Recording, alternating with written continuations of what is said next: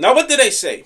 They usually say the sign of a top team, the sign of a good team, a dominant team, is a team that can win games whilst not playing to the best of their ability week in, week out. Now, why? Why do people say this? Because in football, throughout an 8-9 month season, sometimes things happen that hold you back from playing football to the best of your ability, home, away, regardless of the competition. And what are these things? A change in starting 11, chopping and changing, players being played out of position, players being out of the team because of injury, players that haven't played much throughout the season being forced to step in. They don't have the match rhythm, they don't have the match sharpness. All of these things. And when I look at Inter today, I saw an Inter team which was chopped and changed. It had players coming back from injuries. It had players out because of injury. It had players being played out of position. Bastoni as a wing back. It had players being given a trial in midfield that haven't really lived up to it this year in Asllani. It was a heavily rotated 11, but it was an 11 that went to get the job done in a ground, in an atmosphere against opposition that we saw just a few weeks ago beat Milan. That ground is hostile. That ground, the atmosphere, the pressure of knockout football in the Champions League, the pressure of going into the game and knowing we are the current Scudetto winners, we are the top dogs of Calcio, of Serie A. Listen, everybody wants to beat that. Everybody wants to turn around and say, we beat the champions of Italy.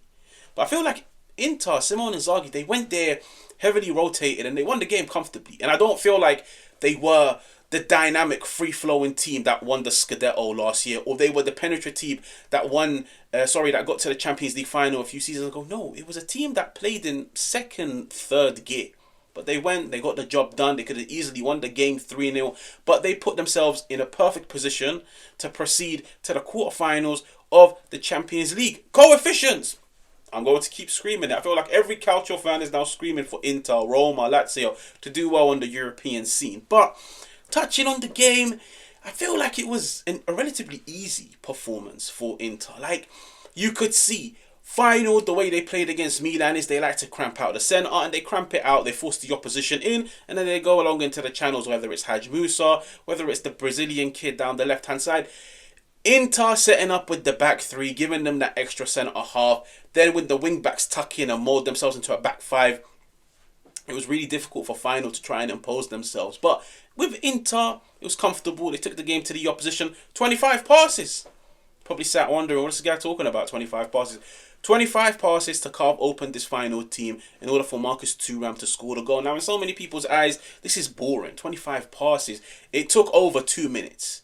But this is a different dimension to Simone Inzaghi's football. Simone Inzaghi, I feel like he's built this image of a manager that likes to play on the front foot. He likes to target the channels with his wing-backs. He likes to cramp out the midfield with the overload, whether it's the centre-half stepping in, whether it's the number 9 dropping deep. Overloads, runners, third man runs, players box crashing, all of these beautiful things, all of these terms that everybody loves to use. But today, you saw a different side to Inter, which was, we came up against a team that likes to cramp out the box, a team that likes to sit back when we have possession, no problem. Ball retention is the form of defence. We will recycle until the gaps open. 25 passes, over 2 minutes of the ball constantly going from left to right, right to left, forwards, backwards. They waited for the right opportunity. They waited for the right moment. And when was the right opportunity? Up stepped Asllani, a player that I feel like he's come under some criticism this year, mainly because Inter, you could see this year, age is catching up to Henrik Mkhitaryan. He's 36. They need to start planning for life beyond him. Calhanoglu, who's been amazing in an Inter shirt, but you could see injuries are getting the better of him this year. He's starting games. He's coming off. He's being forced to start games on the bench.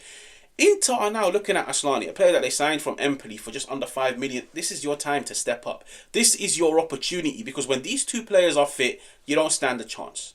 Step up when the opportunity presents itself. And I feel like he's walked in to a team that has this mentality of sink or swim. We are a team that wins. We are a team that competes. You either step up and become like us, or we'll let you go. He's come under criticism this year for some performances, but I feel like it's only right to credit him for the performance against Feyenoord, because for me, maybe even man of the match. If we were just to look at his game in a bit more details, you could see 59 touches on the ball, a 96% pass accuracy, 7 passes into the final third, 6 out of 8 long balls, 2 recoveries, and 3 out of 3 ground duels. One on top of everything, he was the player that had to play the connector in midfield.